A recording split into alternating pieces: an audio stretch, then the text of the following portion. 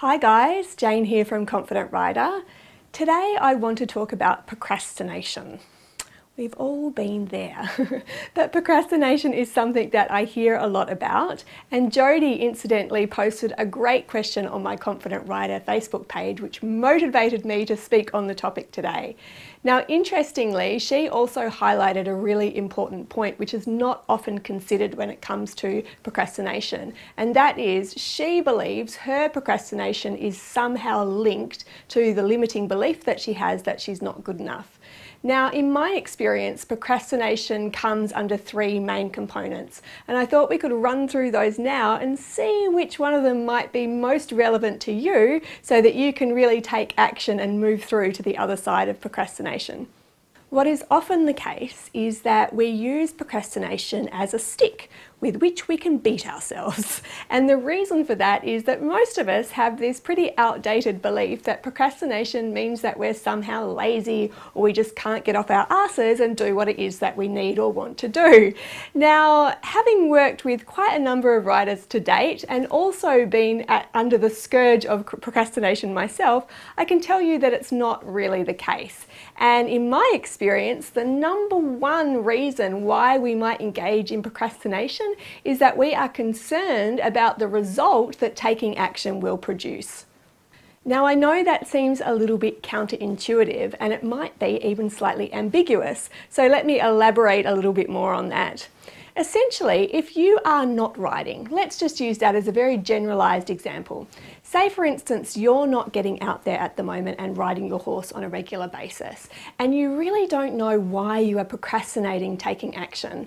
On the one hand, you love your horse, you love riding, this is something that you're really passionate about, so it doesn't make sense that you would be procrastinating taking action on something that brings you so much joy.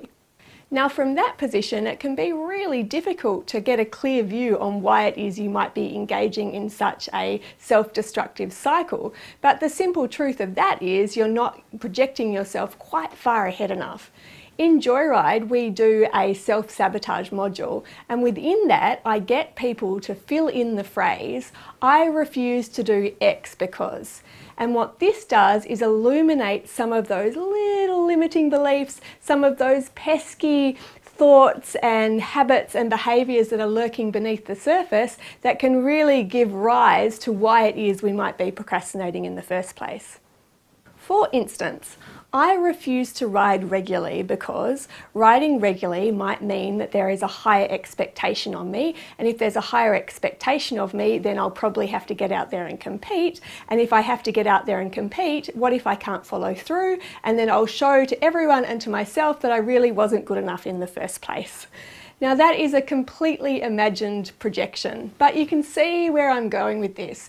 We have these underlying thought patterns and processes which often aren't within our conscious awareness, but are giving rise to behaviours that are somehow limiting us from moving forward. If this resonates with you on any level, I really encourage you to look at what it is that you're concerned about further down the line.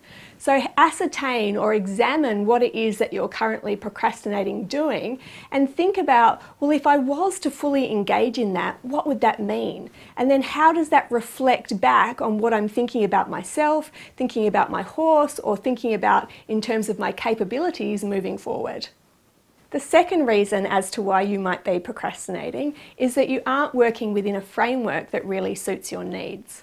We're either intrinsically motivated or extrinsically motivated. So there's something on the outside that motivates us to take action, or we're motivated by our own internal standards, feelings, or needs for connection, and so on and so forth. So if you are mainly extrinsically or externally motivated, then you really need markers of progress that can guide you along the way. It might be that an accountability partner could be really useful to you.